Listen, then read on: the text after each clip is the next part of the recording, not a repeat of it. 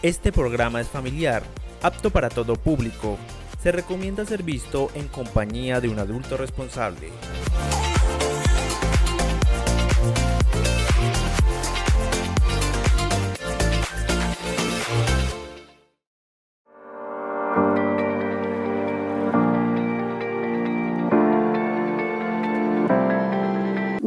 Buenas noches a todos nuestros televidentes. Bienvenidos una vez más a este su espacio Señal Memoria. Esta noche estaremos recordando la historia de Paso Real. Bienvenidos. Estás viendo Señal Villeta Dulce.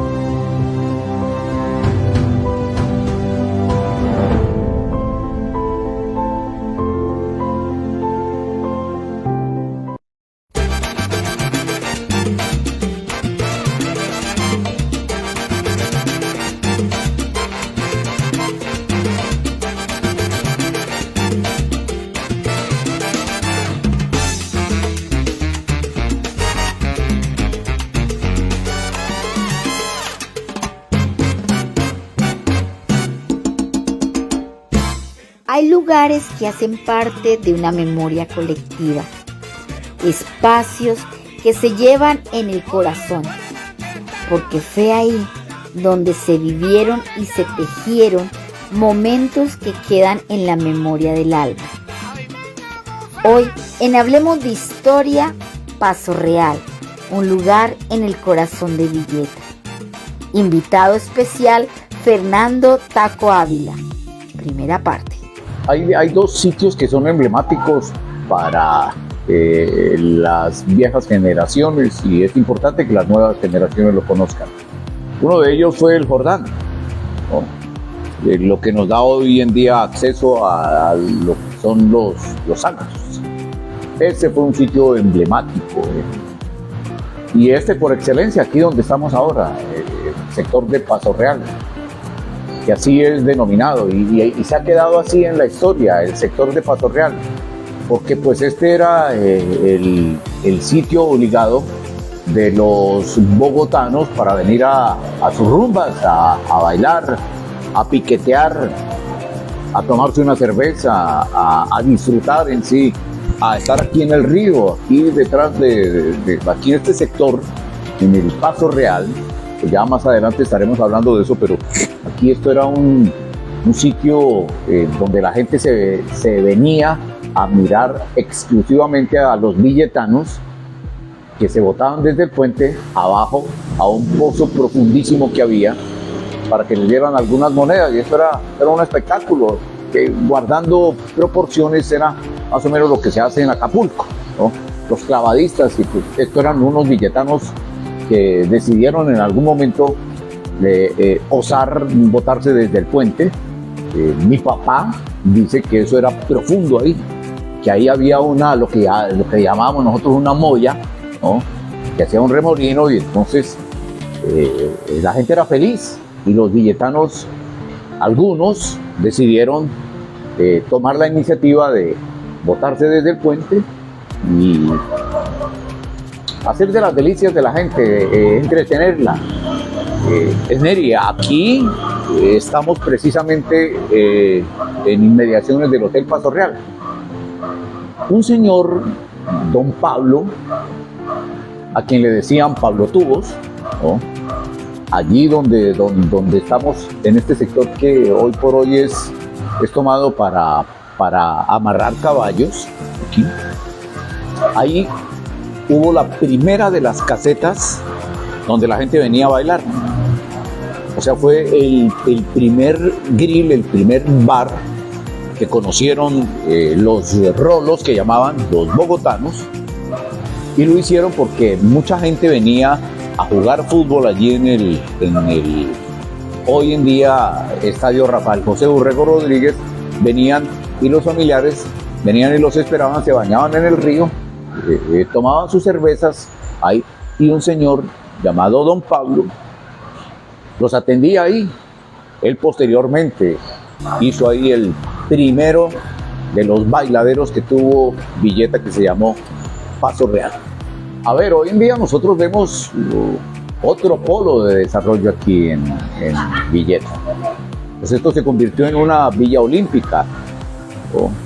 Tú sabes, a raíz de lo que logró el doctor Fernando Montoya Ortega con el Consejo Municipal, logró que los propietarios de las casetas, no de los terrenos son del Estado, del municipio, pero el doctor Fernando Montoya Ortega, pues con la visión que tenía, pues logró que los propietarios de las casetas cedieran o devolvieran al municipio. Les pagaron algunas mejoras que ellos habían hecho en sus casetas, y se logró construir o iniciar la construcción de lo que hoy en día conocemos como la Villa Olímpica aquí en Villeta. Está el Coliseo, está el estadio, y hay otras alternativas para que la gente venga a hacer ejercicio. Pero era que antes aquí había un polo de desarrollo, un emprendimiento de la gente, de muchas familias. Estaba la señora de los pasteles, estaba la señora de los arequipes, estaba la señora de las mazorcas, estaba la señora del guarapo, de la chicha, del masato, de las colaciones. Todos se hacían ahí aledaños a la cancha de fútbol, que todavía no era estadio como lo conocemos hoy en día. Entonces el sitio obligado era acá. Uno decía a comer mazorcas, de pronto no era ni tanto a comer mazorcas, era a verse con la muchacha, ¿no? Y la muchacha a verse con el muchacho, y entonces era el sitio de la cita. La cita era acá, porque pues en el parque no, era el paseíto, ¿no? Era bajar por acá, pegarse el paseíto, ¿no? De pronto echar la bailadita. Ya después surgió otro sitio que fue también muy emblemático, porque pues me parece que esa es la idea, Esneri, que fue el balneario Brisas de Cámbulos, ¿no? Y a la par de lo que fue como balneario y como bailadero, la piscina Catay. Entonces eran esos, ¿no? Pero es que aquí había Paso Real, estaba la Embajada Bogotana, estaba la Pantera Rosa, estaba la Valier y estaba la discoteca Gris. Y yo te las voy a ubicar geográficamente. La primera que encontrábamos aquí era el grill de Paso Real, porque así se llamaba, de don Pablo Tubos. Allí lo primero que encontraba uno después era la discoteca La Pantera Rosa, de don Fabio Linares. Pegado a la Pantera Rosa estaba la más importante para mí de todas, que fue la Embajada Bogotana. Detrás de esas dos estaba la Valier, que era de los padres de Miguel González, de González Publicidad. Y la caseta de Miguel González estaba ahí después de lo que es hoy en día el Asadero de Ángel. Ahí estaba la caseta Gris, que tenía unos colores muy vivos y todo, y se llamaba tal como se llamó la película Gris Brillantina de John Travolta. Entonces, fue por allá de la época de la década de los 80. Entonces, ese era el furor aquí. Y aquí, Neri, todo esto se volvía, era el llegadero de buses, era perdónenme la expresión muy coloquial, esos buses escupían gente y la mayoría, unos se iban a jugar, otros aquí para el río, y después después del almuerzo, 1 o 2 de la tarde, esas discotecas pues no daban abasto, eran abarrotadas, eran llenas de rolos, con una muy particular atracción, era que la embajada bogotana tenía a Lorenzo Mena como su principal atractivo. Hablar de don Carlos Castiblanco es hablar de un ícono de aquí, de Paso Real. Ese es un personaje, un viejo querido. Él era el administrador, habían 12, 15 canchas, si no estoy mal, ahí donde hoy en día es la piscina municipal. Ahí es, Meri, ahí era las canchas de tejo de don Carlos Castiblanco. Ahí se venían a hacer o los clubes de tejo de Bogotá, de Cota, de Zipaquirá, de Mosquera, Funza, programaban con mucha frecuencia, programaban campeonatos de tejo que se hacían, era aquí en Villeta. El sitio era Villeta, por una sencilla razón, porque es que se venían todos esos buses llenos de gente, los unos participaban en el campeonato de tejo, almorzaban ahí en el asadero de don Carlos Castiblanco, porque pues esa familia era toda, el emprendimiento era de toda la familia. Ahí encontraba usted a toda la familia, a don Carlos y su esposa, a los hijos, todos atendiendo y tal. La carne era como la encontramos de una exquisitez, ¿no? Única, la sobrebarriga, el patacón pisado, en fin, el plato. Y los demás se venían para el río. Las familias, los niños, se venían para el río. Esto era muy sano. Era muy sano el medio. El municipio tuvo una idea espectacular que fue crear los vestieres. Sí. Alquilaban inclusive el chingue, ¿no? Alquilaban el chingue o la pantaloneta. Entonces eso no era raro ver un tipo flaco, blanco, con una pantaloneta grandota que tenía que hacerle 3 amarres para que no se le quedara en el río, ¿no? Sí, sí. Porque era de pantaloneta y alquilera, ¿no? Entonces, lo de don Carlos Castiblanco, eso es un capítulo aparte. Eran los campeonatos de tejo y como campeonatos, pues la gente tenía acceso a ver los campeonatos, pero no intervenían, los programaban ellos. Pero era la mejor disculpa para traer lo que llamamos nosotros rolos. Y lo demás, pues eso eran buses y buses que llegaban aquí a las casetas, lo que llamaban las casetas. Es que en el país hubo 2 casetas muy famosas, que fue la caseta internacional bolivariana y la Matecaña, que la animaba Sadi Rojas. Entonces, de ahí surgió la idea de hacer casetas con una pista de baile, ¿no? Con un súper sonido muy al estilo de los sonidos de la costa. Eran unas cabinas grandísimas de sonido. Eso era como si hubieran 5 o 6 orquestas, ¿no? En cada una de las casetas. Entonces son personajes icónicos. Don Carlos Castiblanco, y lo de Lorenzo Mena es un personaje que llegó aquí, posteriormente se hizo empleado del municipio. Él trabajó con el servicio de obras públicas aquí y tenía un don especial para tocar las maracas, que eran unas maracas inmensas, ¿no? Pero a la par de tocar las maracas, era de una plasticidad tal Lorenzo Mena. Verlo bailar era todo un espectáculo. Entonces, el doctor Evaristo Ortiz Castillo, por aquel entonces propietario de la embajada bogotana, tuvo la visión de siempre tenerlo ahí. Yo tengo entendido que a él le daban, la gente misma le daba sus propinas y tal. El doctor Evaristo le pagaba su día, pero él era feliz que le brindaran cerveza.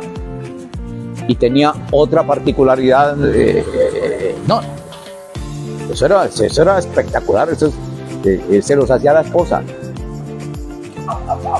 de Lorenzo Mena. Eran de un colorido impresionante. Vamos a ubicar a nuestra gente, es como cuando uno ve los desfiles de las marimondas en el Carnaval de Barranquilla. Era muy colorido él. Y el hombre tenía otra particularidad. Él fumaba cigarrillo y la gente decía, se tragó el cigarrillo. Y no había tal. Después soltaba la bocanada de humo y volvía a sacar el cigarrillo. Eso era el aplauso, y después el hombre iba pasando. Y fue el principal atractivo hasta que las casetas acabaron, porque fue el principal atractivo de Paso Real, venir a ver al Negro Mena.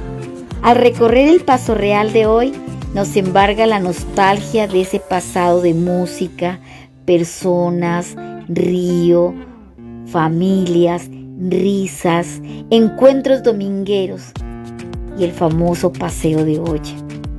Momentos que nos pertenecen a todos.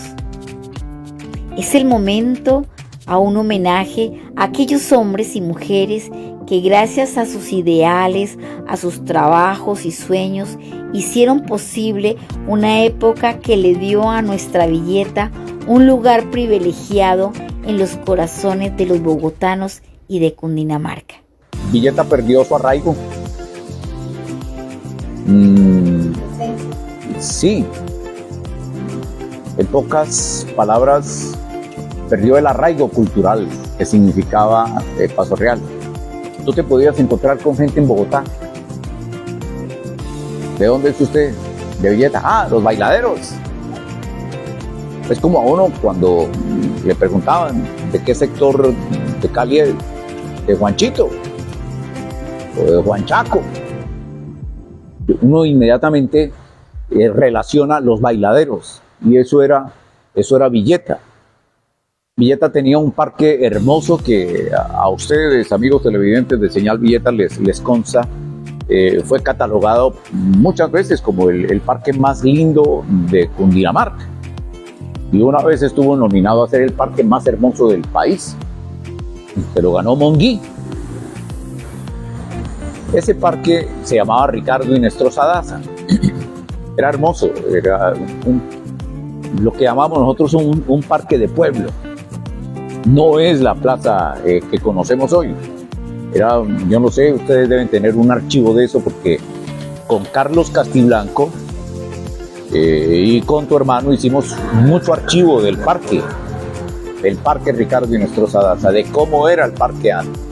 Espacios como estos, donde se propenda por el rescate van a lograr que las nuevas generaciones se interesen por lo menos conocer.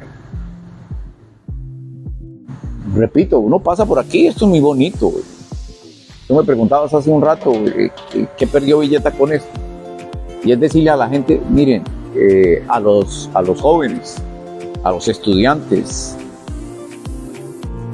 Villeta no es solo el tomadero del parque, o los tomaderos del parque.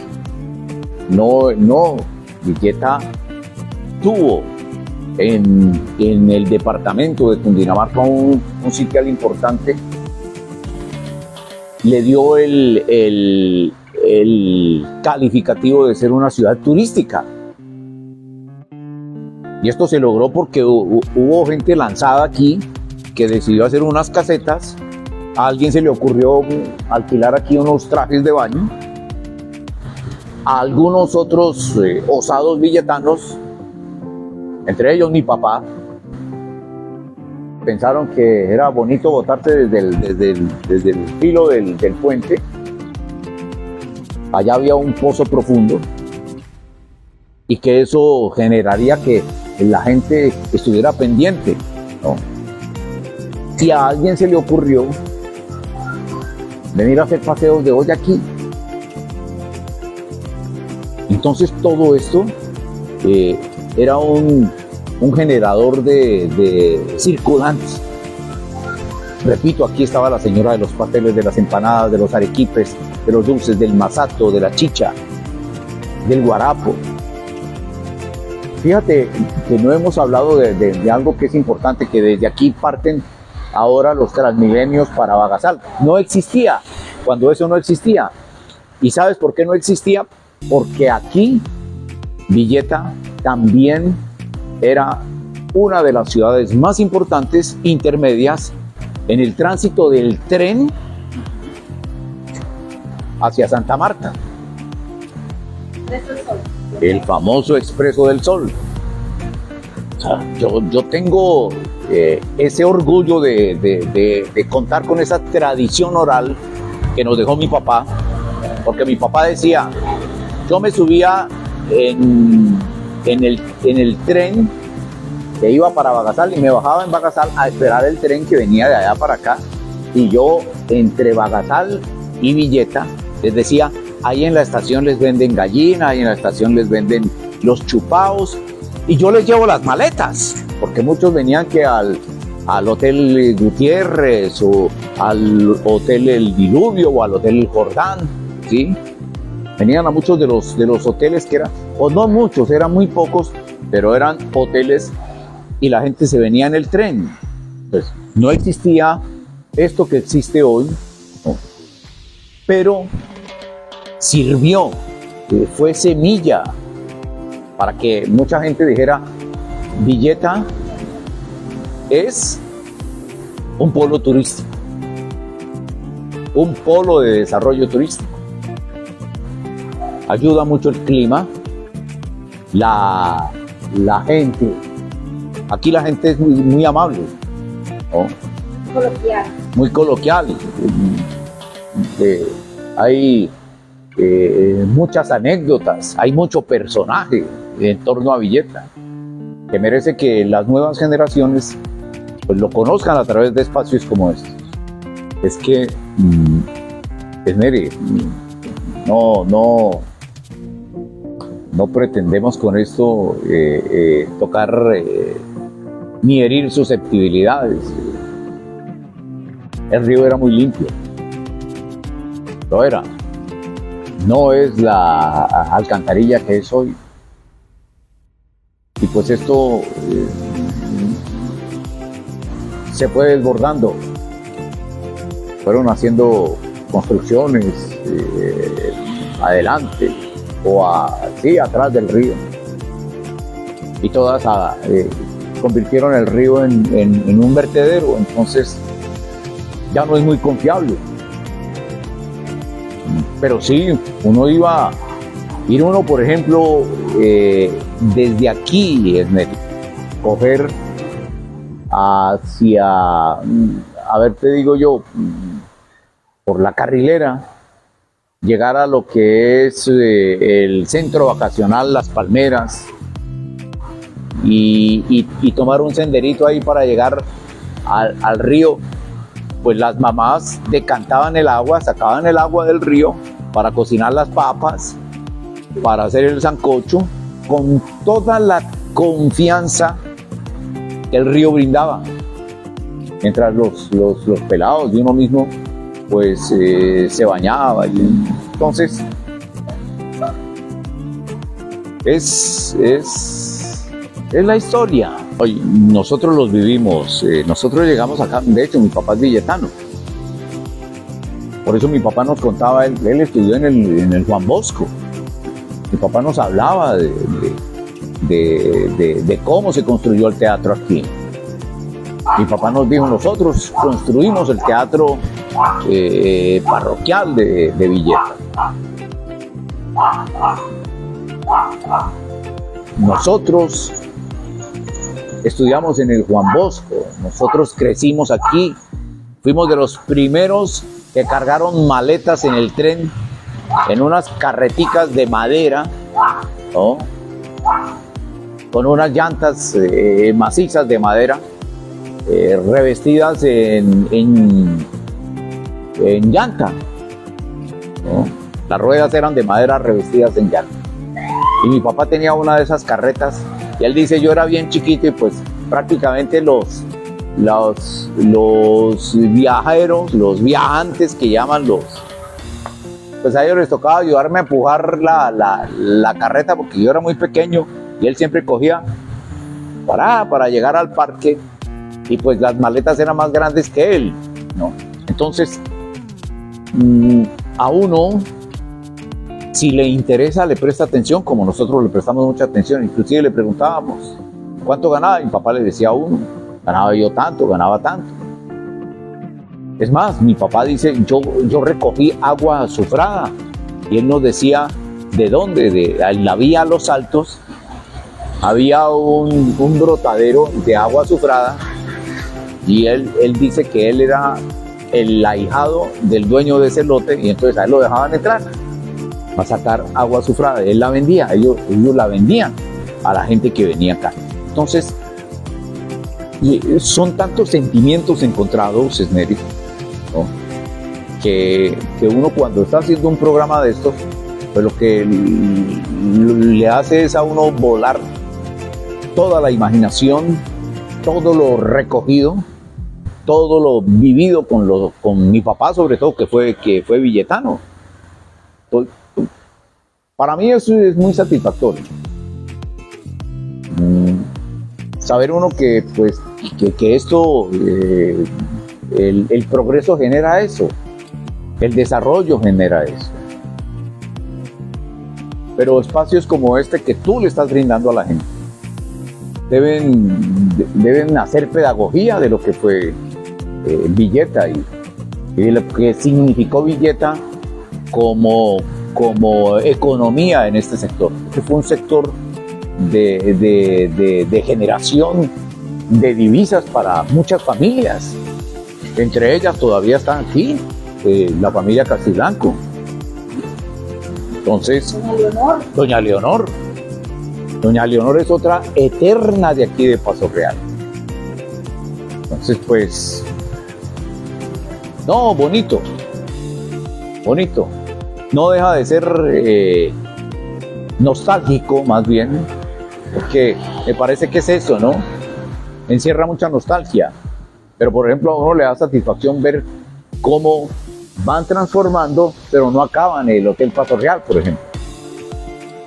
Donde, sí, aquí donde estamos en este momento. Estamos en un ala del hotel.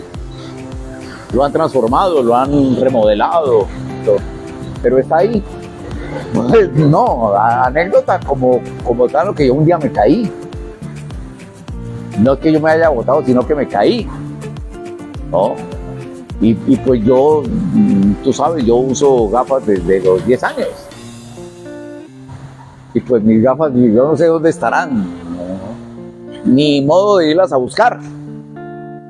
Y yo vine a salir allá a la avenida. Casi que me toca llegar por detrás de la casa, porque otro poquito y me toca llegar por detrás de la casa. Duré sin gafas como unos 15 días y bueno, a mí ya no me daban fuete, ¿no? Pero siempre fue el repelo de mi papá. Pues porque yo me asusté, Esneri, venía no una locomotora, sino una de esas que llamamos la gasolina. Venía y empezó a pitar desde ahí, yo me asusté y lo que hice fue caerme. Vean programas como estos, que vayan a la biblioteca, que no nos quedemos en ir al colegio, estudiar y salir. Que pregunten a los papás. Muchos padres querrán contarle a los hijos lo que fue esto. Yo te dije al comienzo del programa, lo que fue el Jordán, lo que fue la piscina El Diluvio, por ejemplo. Mucha gente, y de esto sí algún día tendríamos que hacer una inversa y yo preguntarte a ti tu paso, por ejemplo, por el Instituto de Promoción Social, por ejemplo. ¿Sí me entiendes tú? Que antes se llamaba la Escuela Hogar. Que también fue un momento histórico para todos. Mira, otra idea es retomar muchos de los exalumnos del Colegio Nocturno Raúl Zambrano Camader. ¿Cuántos profesionales, cuántos médicos, cuántos abogados, cuántas fisioterapeutas hay que pasaron por el Colegio Nocturno Raúl Zambrano Camader y que nuestras generaciones no conocen? De pronto, cuando uno hablaba con el padre Manrique, pues él siempre le decía a uno de cómo se logró tanto en la educación en Villeta, de por qué el colegio se llama Zambrano Camader, por qué aquí hay aquí a 50 metros de donde estamos nosotros, hay una institución icónica en Cundinamarca inclusive, que es un jardín infantil cuyo nombre es Raúl Zambrano Camader. Entonces, hay mucho por rescatar, hay mucho por hacer de que Villeta no se nos pierda. Y eso es eso. A uno le puede perder una moneda, de pronto no la vuelve a encontrar, pero a uno no se le puede perder la historia de Villeta. Al terminar esta primera parte, al caminar por las calles de lo que hoy es Paso Real y recordando cada caseta, la música, el puente del río, sus gentes que lo hicieron grande, pensamos que esta historia no ha terminado, que siempre alguien tiene algo que narrar. Nuestro próximo invitado, Marcial Tobar, nos contará por qué su hilo de vida está unido a este lugar. Y seguimos contando historias.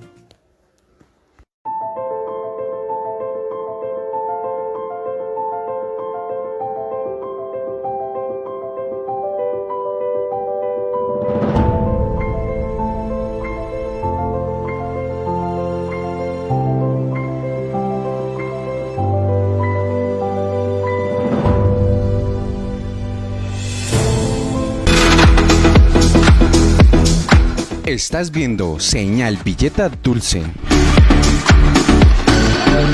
Muchas gracias a todos ustedes que se conectaron a su espacio Señal Memoria. Nos veremos en un próximo capítulo la otra semana.